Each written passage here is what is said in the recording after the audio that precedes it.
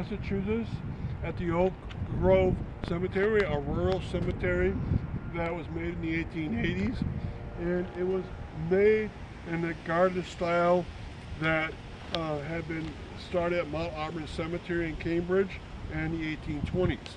And it looks gorgeous during the nice months of the year, and the curved paths also make it look good, and the winding and the up hills make it look like it's always distinctive in certain parts. And we're standing in front of a chapel. The chapel was put here in order to have the people have their final say, their final prayer for the deceased person. Now, this chapel was put into the place that you used to have a receiving tomb. And in the wintertime, they couldn't bury people because they didn't have the equipment to heat the ground. Now they do, so receiving tombs aren't used anymore. But in the back, there's gates, and you can see an open tomb back there. So there used to be a tomb back there for the wintertime burials that would wait till springtime to get into the ground. And that's a nice place to put a chapel. And alongside of it, both sides, is now urns can be put inside there with the ashes, and it's called a calabarium. And both sides, right and left, will have this. Now, around the cemetery, I'm going to point out memorials so that you know what direction to head. There again is a map, and the direction over here is a Civil War monument. The cemetery was made long after the Civil War, but some of the veterans that fought in that war and other wars are over there. And then you get a good sweep of the cemetery. Now, across from the chapel is two benches and a memorial plaque.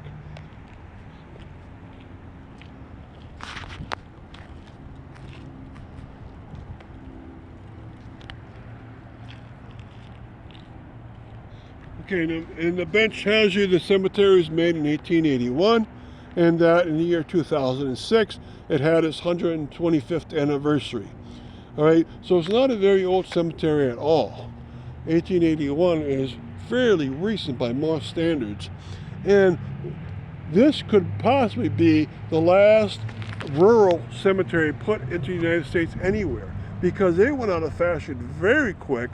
In fact, most rural cemeteries were put from 1820 to the start of the 1870s, and very few in the 1880s. This might be the last one, but of course you have to check that fact.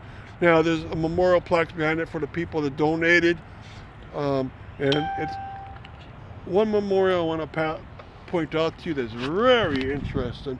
For the RMS Titanic, which went down in the ocean in the year 1912, there's a beautiful black plaque with the Titanic on the front of it that you should visit.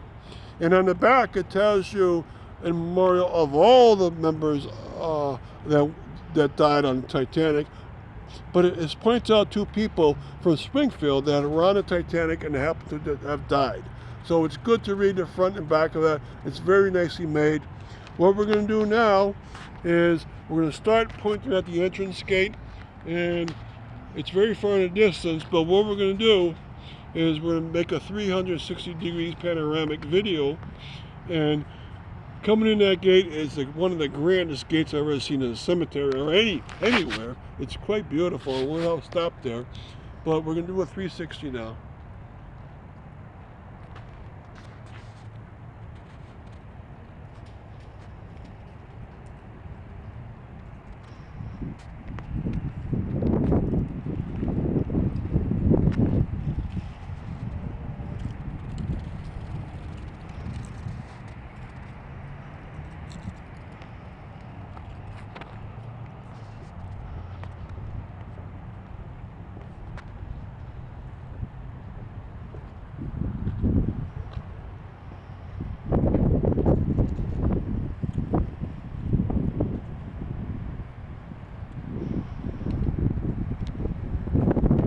Thank you very much.